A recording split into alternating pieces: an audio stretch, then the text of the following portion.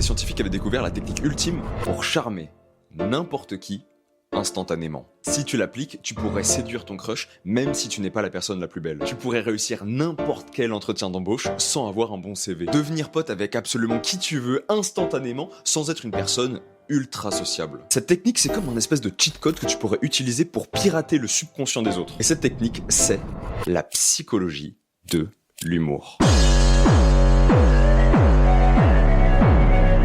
En 2008, les psychologues Horingan et McDonald découvrent que la maîtrise de l'humour augmente l'attention, l'attirance et la mémorabilité d'un individu, en plus d'être jugé plus fiable, plus intelligent et plus charismatique. Ce qui est marrant, c'est qu'on peut osciller ces résultats à beaucoup d'autres études qui ont aussi trouvé que l'humour est perçu comme un signal de sécurité émotionnelle et de dominance sociale détendue. Autrement dit, savoir faire rire les autres à des moments très spécifiques, c'est l'arme ultime pour savoir convaincre et influencer n'importe qui. Là, vous allez vous dire, ok d'accord, très bien, mais moi, comment je fais pour réussir à faire rire les autres et avoir de l'humour jusqu'à les influencer? Pour ça, les neurosciences sont super claires. La créativité qui permet l'humour apparaît quand l'amygdale se calme et que le cortex préfrontal prend le contrôle. Ce que ça veut dire, c'est que pour être drôle, il faut être créatif.